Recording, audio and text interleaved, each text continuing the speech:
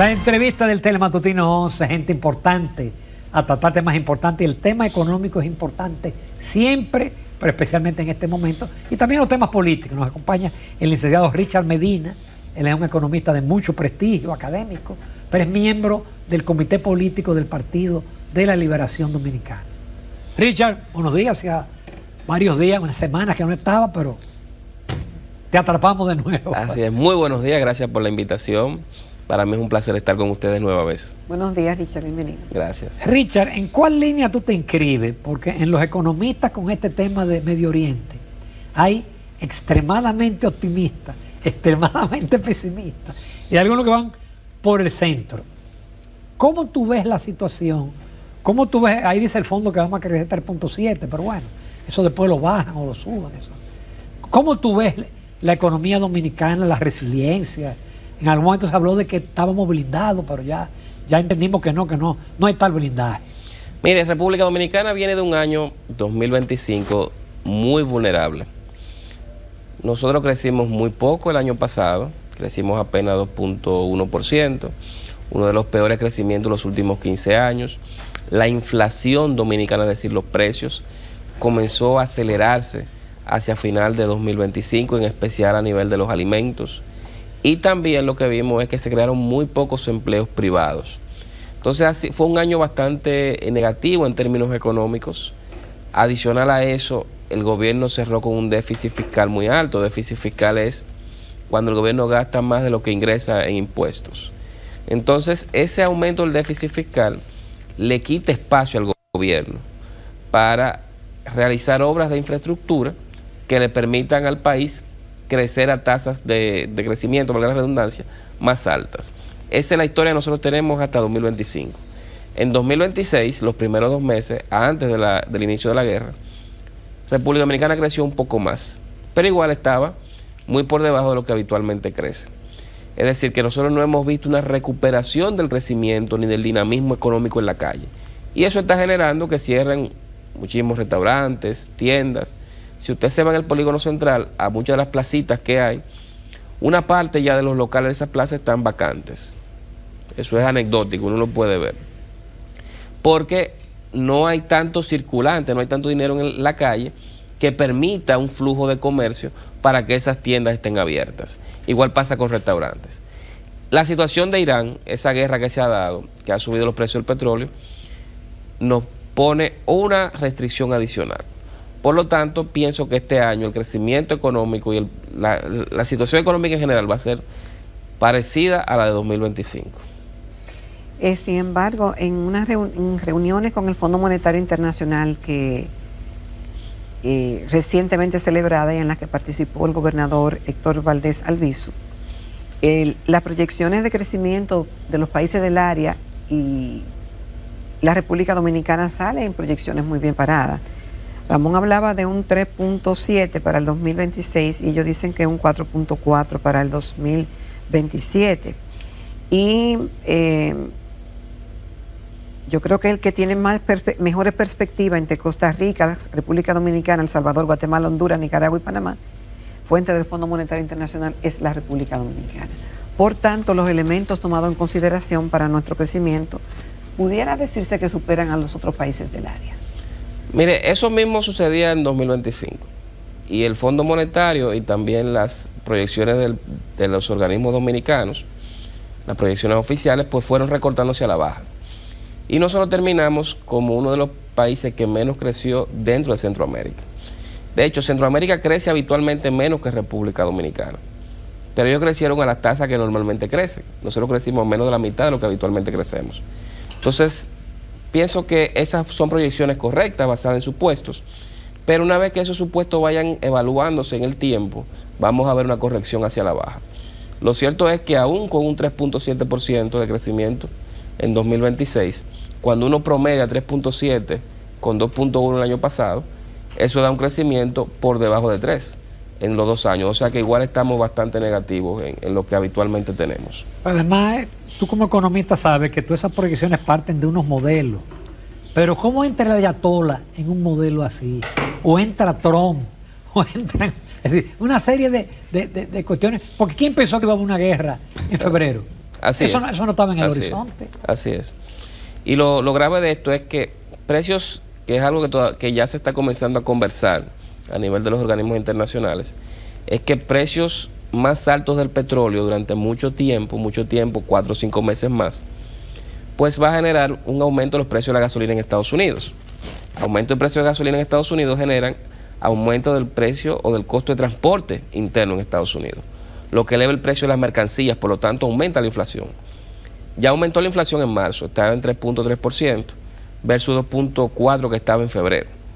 Si la inflación aumenta mucho y el Banco Central Americano, que se llama Reserva Federal, entiende que debe tratar de controlar la inflación, porque no es un fenómeno de una sola vez, sino que es algo ya que se está extendiendo en el tiempo, pues entonces ellos van a comenzar a cambiar la narrativa. La narrativa hasta ahora era: habrán 2 reducciones de la tasa de política monetaria, es decir, la tasa de interés van a bajar 2 veces en Estados Unidos. En la última reunión de los gobernadores de la Reserva Federal del Banco Central Americano, pues dijeron que es probable que solamente sea una reducción. Si sigue este tema del petróleo, en la próxima reunión, que es a final de este mes de abril, muy probablemente van a decir que es probable que no hayan reducciones en este año.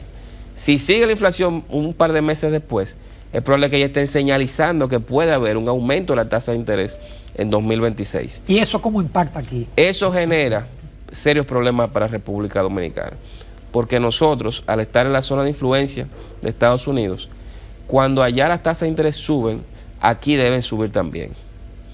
Y si no suben, pues tenemos presiones al alza del precio del dólar. Yo con esto quiero ser muy específico y no quisiera que se me interpretara que estoy diciendo ni que va a subir el precio del dólar, ni que las tasas de interés van a subir, ni que van a subir las tasas de interés en Estados Unidos, sino que hay la probabilidad de que de seguir este conflicto en Medio Oriente y de seguir el precio del petróleo por encima de los 80, 90 dólares el barril, pues en unos meses ya en Estados Unidos esté esta conversación o implementándose un aumento de tasa de interés allá, que como dije va a tener un impacto negativo a nivel de crecimiento y generación de empleos en República Dominicana como en otros países de la región. Richard, en medio de este panorama, se hace el diagnóstico y se hacen hasta pronósticos. Pero en el caso tuyo de que eres economista y que además milita en un partido político, ¿cuál sería la fórmula entonces en caso de ser gobierno? ¿Qué recomendaciones daría para que retomar, por ejemplo, el ritmo de crecimiento que tenía la República Dominicana anteriormente?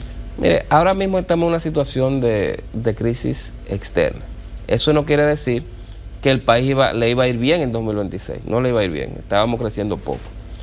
Ahora bien, en esta situación de crisis hay que observar 2 cosas. Primero, ¿qué se subsidia? Hay que subsidiar el gasoil regular, porque si no subsidiamos el gasoil regular o permitimos que aumente mucho, pues inmediatamente eso se traduce en mayor costo del transporte interno de carga, lo cual se traduce en aumento de los precios de los alimentos y de todas las mercancías que se mueven en camiones. Segundo, hay que aumentar el subsidio a los fertilizantes. 1.100 millones de pesos, que fue lo que anunció el gobierno, aunque es correcto, no da. Hay que aumentar ese monto.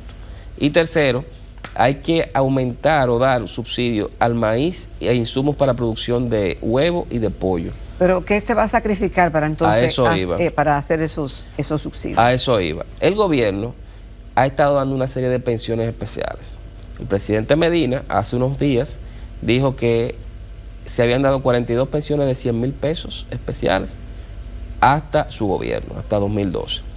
Y que hasta 2020, perdón, de 2020 a 2024, septiembre de 2024, habían 795 pensiones. Vamos a revisar eso. Vamos a revisar también una serie de bienes y servicios que se adquieren, que muchas veces el gobierno lo que hace es que la va cortando a final de año. Vamos a revisar también cómo van los intereses de la deuda. Los intereses se proyectaron con una tasa de cambio más alta de la que hemos visto en estos primeros 4 meses del año. Por lo tanto hay un ahorro. Pero también hay una serie de aumentos de nómina que deben ser revisados. Cuando uno va viendo cada uno de esos, fácil aparecen ahí unos 20,000 millones de pesos que sirven para esos subsidios que yo planteo. Pero además de eso, el gobierno entre 2020 y 2022 colocó deuda en exceso a lo que realmente necesitaba por más de 200,000 millones de pesos. Eso es deuda que estuvo en 2023, 24, 25 y parte en 2026 generando pago de intereses sin que se use y que esté en cuentas. usemos una parte de esos recursos para financiar la política de subsidios. Pienso que antes de que el gobierno le exija más sacrificios a la población, una población que, como dije, en 2025 vio aumentar los precios de la comida, una población o una clase media que vio en este año aumentar el precio de los colegios, de los campamentos, del pago del mantenimiento del residencial o apartamento, que vio aumentar el costo de su préstamo porque le aumentó la cuota del préstamo hipotecario, del préstamo de los vehículos. Entonces, antes de pedirle a esa clase media, que es la que normalmente financia los gastos del gobierno vía el pago de sus impuestos, que se sacrifique más, pienso que el gobierno tiene que hacer un sacrificio y poner esa señal de que queremos salir de esta crisis, pero asumiendo el costo del gobierno primero. ¿Ustedes pondrían la nómina o la recomendación es hacer recorte nominal en caso de que el PLD llegue al gobierno y esas 795 pensiones retirarlas? Revisar todas las pensiones. No es verdad que ya con este esquema que tenemos de AFP haya un grupo de gente que nunca trabajó en el Estado y que esté recibiendo pensiones especiales. Es una anomalía y a mí me sorprendió que en medio de esta crisis financiera que hay con el tema del petróleo, el gobierno esté todavía pensionando ex dirigentes políticos de oposición. Gente que en el 2024 dejó al PLD o dejó otro partido de oposición para irse a apoyar candidaturas del PRM en los municipios. Eso es lo que hay que revisar. Y con el tema de la nómina, hay que revisar donde haya grasa por donde cortar. En ocasiones hemos visto que unidades de atención primaria tenían 40 empleados. No sé si eso sigue todavía vigente. Se denunció en su momento en la campaña pasada. Entonces, donde quiera que eso pase, hay que revisarlo. Ahora, ¿qué puede hacer el gobierno en este momento? Frenar el crecimiento de la nómina. El año pasado estaba creciendo en alrededor de 85 personas diarias empleándose en el Estado. Deberíamos tener un frisamiento de la nómina al punto que está hoy para evitar seguir pagando el salario cuando no tenemos el dinero para pagarlo. Nos vamos a comerciales, Richard Medina. Tenemos todavía muchos temas de interés. Y claro, tenemos que hablar también del Partido de la Liberación Dominicana. Continuamos en Telematutino 11. Esta mañana estamos conversando con el licenciado Richard Medina, economista y miembro del Comité Político del Partido de la Liberación Dominicana. Richard, en medio de este panorama 26, ya casi estamos hablando de política y de una nueva elección. ¿Cómo está el partido y las expectativas del partido en la participación? Bueno, que se le ha incluido en conversaciones con respecto a lo que está pasando en Medio Oriente y algunas decisiones que el gobierno tendrá que tomar y que es el consenso de la oposición. Mire, el PLD está en un momento estelar. Y está en un momento estelar porque hemos estado haciendo oposición constructiva.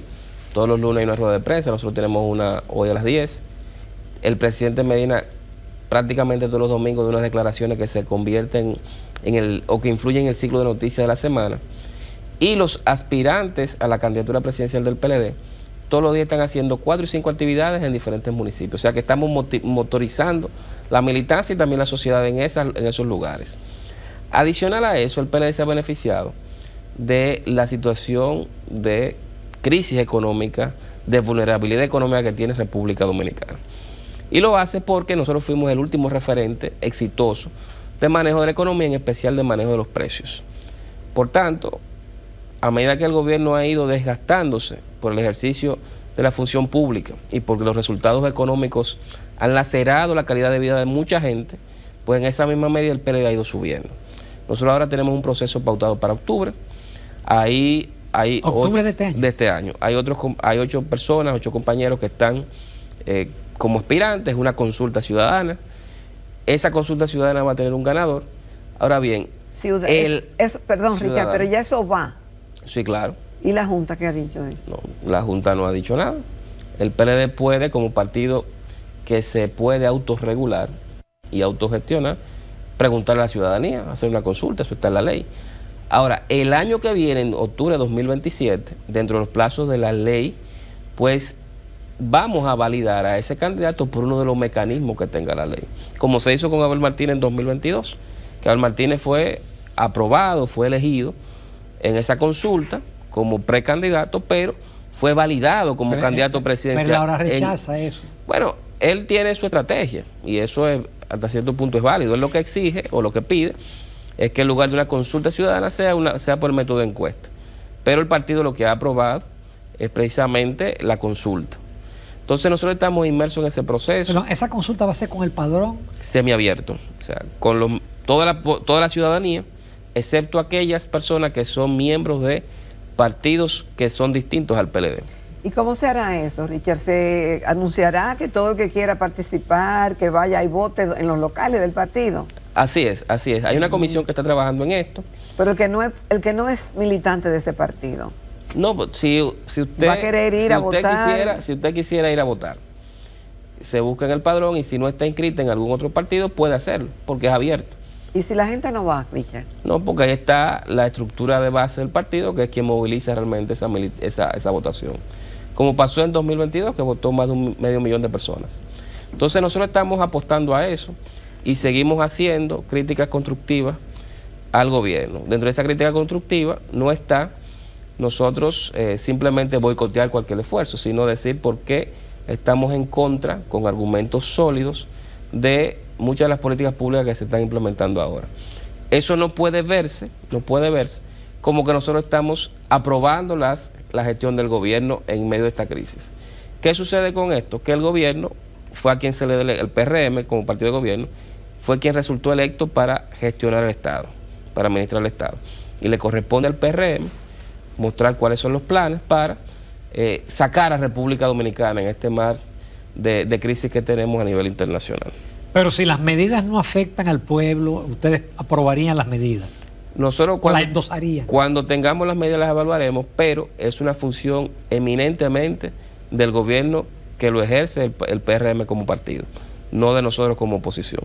Nosotros estamos para vigilar, para analizarlas, para opinar, pero no vamos tampoco a venir a hacer una cohabitación con el gobierno, porque no somos nosotros el gobierno, nosotros somos de la oposición. ¿Y qué ventaja ustedes le ven, Richard, con tener un candidato más o menos visto, el que más votación saque, pero que será validado el año que viene? Y si esa validación no se le da a esa persona que resultó elegida. Mire, eso siempre... Por múltiples razones. Siempre es un riesgo, pero ese es el riesgo que hay que correr para salvaguardar los derechos de elegir y ser elegido que manda la Constitución y las leyes. Nosotros como partido sí entendemos necesario tener identificado a esa figura como candidato o candidata presidencial para que nos lleve en esto, después de octubre de este año, hacia mayo de 2028 al poder. Entonces es algo estratégico de parte del partido. Pero ¿hay alguna ventaja con tanta antelación? Porque todos los candidatos son conocidos. Es decir, ahí toda esa gente tiene una trayectoria de Estado, o algunos con muchísima experiencia, otros con menos, pero o han sido candidatos. Entonces no se entiende esa premura. Pues si fuera que estamos eligiendo personas que son desconocidas, bueno, habría que presentarlos al país con mucha antelación. Lo que pasa es que una candidatura presidencial no se construye rápidamente. Hay que tener tiempo para ir estructurando equipos, para ir visibilizando los problemas de la sociedad y para ir conversando con sectores. Otros partidos la tienen un poco más fácil en ese sentido porque hay uno que tiene una persona que ha sido candidato 5 veces y que fue presidente 3 veces. Y el otro partido, aunque no tiene una figura definida, pero está en el gobierno. Y cuando uno está en el gobierno las cosas se facilitan. Entonces el PLD tiene que, en esa realidad, tiene que tratar de elegir su candidato lo más pronto posible. Si el gobierno está desgastado y se equivoca mucho, favorece. Bueno, eso parece que está pasando. Pero parecería, digo, yo no te puedo pedir la opinión, pero parecería que al lanzarse al ruedo Gonzalo Castillo como que es el que pinta que tiene más posibilidades. Mire, Gonzalo Castillo creo que ha despertado a mucha gente que estaba sentada, lo cual es positivo, pero el PLD ahora mismo lo que le conviene es que los 8 compañeros que se inscribieron como aspirantes estén todos y cada uno en la calle, movilizando la militancia, conversando con sectores sociales y haciendo su trabajo para mejorar en las encuestas, mejorar en la intención de voto y batirse en octubre de este año, sacando la mayor cantidad de votos posible para el partido. Richard, como economista, ¿tú estás consciente de los retos que hay en términos de reformas estructurales? ¿Está dispuesto el partido porque el PLD pudo haber hecho reformas estructurales, especialmente la fiscal, y no la hizo, solamente hizo el pacto por la educación, el pacto eléctrico, pero no hizo nada en materia fiscal y tuvo quizás las mejores condiciones. Ahora, el que gana en el 28 va en una situación más comprometida, con mayor deuda, con mayor pago de intereses y quizás con menor espacio fiscal. Mire, el PLD en el gobierno de Danilo Medina hizo el pacto educativo, firmó el pacto educativo y discutió el pacto eléctrico, pero no lo firmó, porque hubo un grupo de gente, vinculado sobre todo al PRM en oposición, que decidieron no firmar y boicotearon la firma. Al final lo firmaron el gobierno del PRM en 2021, pero eso ha sido letra muerta, porque no han logrado ninguna de las metas que se planteaban ni en el pacto eléctrico, ni en el decreto de reglamento de aplicación del pacto eléctrico. El PLD hizo una reforma fiscal en 2012, a finales de 2012. No obstante, es importante decir que una reforma fiscal tiene dos patas. Una pata, que es en la parte tributaria, que es aumento de impuestos, aumento de la recaudación, que fue lo que se hizo en 2012. Pero también tiene una pata que es la reforma del gasto. Entonces, en estos momentos es muy difícil pedirle a la población o al empresariado mayores sacrificios a nivel de pago de impuestos si lo que uno ve es un dispendio del gasto público. Todos los gobiernos tienen gasto público que es mejorable, que es perfectible, es decir, se puede recortar. Ahora, los niveles que estamos viendo de dispendio acá y de ineficiencias en cuanto a construcción de obras, yo creo que hay que revisarlo porque son alarmantes. Entonces, en este contexto es difícil uno pensar que se le puede exigir a la población o se le puede pedir al empresariado más aportes a nivel de una reforma tributaria. Hay reformas que van a ver hay que revisarlas. El tema eléctrico quizá no merece una reforma, sino más inversión en el sector. Hay temas vinculados con las pensiones y el mercado laboral. El gobierno mandó una reforma laboral que realmente no dice nada. Hay una de hidrocarburos que se mandó hace unos años que no se aprobó y tampoco decía nada. Entonces, si vamos a ponernos la chaqueta todos como sociedad, partidos políticos, empresariado, actores civiles y sociales, gobierno, prensa, pues debemos hacerlo del marco de lo que es realmente necesario y no estar dando declaraciones o sometiendo modificaciones a leyes que realmente no tienen ningún impacto, como esa que le acabo de mencionar, a nivel de la reforma laboral y de la de hidrocarburos. O sea, de que viene por ahí una de la seguridad social. Bueno, ellos están hablando de eso, el gobierno ha dicho eso. Yo no he visto la propuesta de reforma. Obviamente uno siempre, incluso por curiosidad académica, intelectual, uno siempre quisiera ver qué se trae el gobierno, pero no lo hemos visto. Entonces, hasta tanto no se saque al debate público, pues tendremos que esperar. Richard, el país tiene muchas tareas pendientes y el presidente Abinader había anunciado unas 15 reformas, de las cuales no se han hecho, excepto la modificación constitucional que hizo. Pero estamos en momentos de mucha indefinición geopolítica. Quizás esas reformas nadie duda de que sean necesarias, pero implicarán cambios. ¿Será el momento, en este escenario internacional que todavía no está definido, aunque el país debe seguir adelante, pero es momento para abocarse en esas reformas? Mire, yo creo que desde principios de este año ya no es momento de reforma. Esa ventana de oportunidad para generar consensos sociales se va cerrando y pienso que se cerró a principios de 2026. Y lo digo porque el momento ideal para hacer reformas era precisamente inmediatamente después de que se pasaron las elecciones de mayo de 2024. Pero en el caso, por ejemplo, de la reforma tributaria que se planteó, fue una reforma mal negociada, mal explicada, mal escrita y mal diseñada. Entonces eso no tenía manera de ser acogido por ningún sector, que fue lo que pasó y tuvo el gobierno que devolverla. Ya después de ahí, eso erosionó capital político del gobierno para tratar otras reformas. El mal año 2025 imposibilitó que el gobierno también viniera a hacer reformas de ese tipo.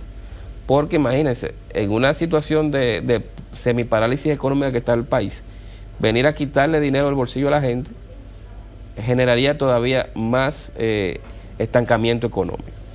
Y ya para 2026, sobre todo después de que viene esta situación de crisis con Irán, pienso que no hay espacio para reformas y menos el año que viene, que ya es un año preelectoral.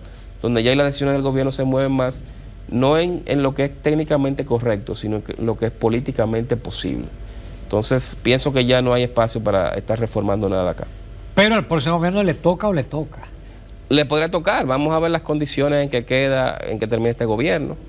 La dinámica económica es muy cambiante, como hemos visto en los últimos 2 o 3 años, o sobre todo después de pandemia. Pero antes de irnos y decir hay que hacer la reforma tal ahora, hay que evaluar cuáles son las condiciones que tenemos en ese momento. Entonces, como hay tantos cambios a nivel geopolítico y de comercio, es bueno ir tomando esas decisiones en el momento en que entendamos que hay que tomarlas. Finalmente, Richard, con una oposición dividida es posible ganarle al gobierno.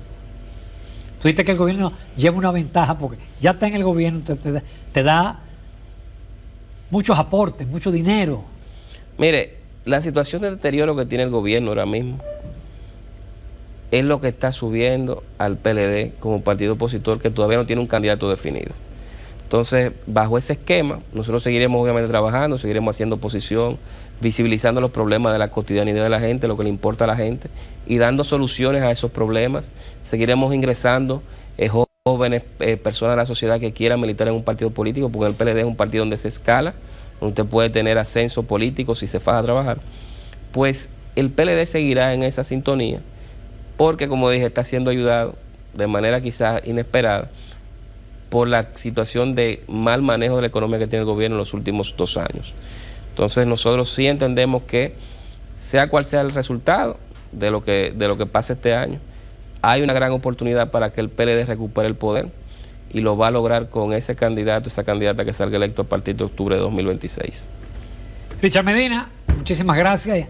Te esperamos relativamente pronto. Gracias. Gracias. Nos vamos a comerciales. Nos vemos en la recta final del Telematutino 11.